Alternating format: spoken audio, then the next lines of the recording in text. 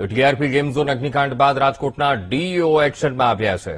ડીઈઓએ શહેરની 559 થી વધુ શાળામાં તપાસ કરી અને 4 શાળાઓ પાસે ફાયર એનઓસી ન હોવાનું સામે આવ્યું છે. 27 શાળામાં ફાયર એનઓસી રિન્યુ ન હોવાથી નોટિસ ફટકારી. ડીઈઓની તપાસમાં બાળકો પતરાના શેડવાળી શાળામાં અભ્યાસ કરતા હોવાનું સામે આવ્યું છે. ડીઈઓની તપાસમાં બાળકો પતરાના શેડવાળી શાળામાં અભ્યાસ કરતા હોવાનો ખુલાસો થયો છે.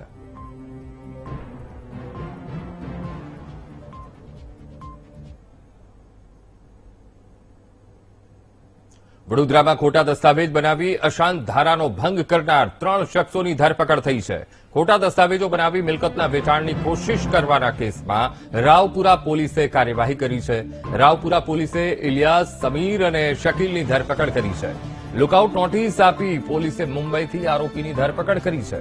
પોલીસે સમય સૂચકતા વાપરી અગાઉથી લુકઆઉટ નોટિસ જાહેર કરી હતી.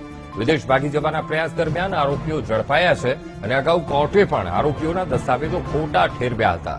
સબ રજિસ્ટ્રાર ઓફિસથી પોલીસને ફરિયાદ મળી હતી. કલેક્ટર કચેરીમાંથી કોઈ શખ્સે આરોપીઓની મદદ કર્યાની આશંકાએ તપાસ ચાલુ છે.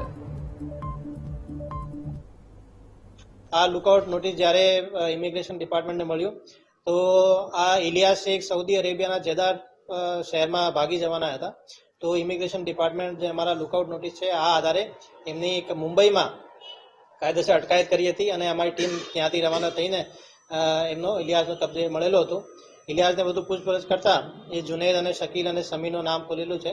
આ અંગે અમે વધુ પુરાવા ભેગા કરતા અત્યારે શકીલ, જુનેદની અટકાયત કરવામાં આવેલી છે અને સમીરની શોધખોળ ચાલુ છે. આમાં તપાસ કરી રહ્યા છે અને કોઈ જે એમના કચેરીના કોઈ માણસ હશે તો એમના વિરુદ્ધ પણ થઈ શકે તો પગલાં લેવામાં આવશે.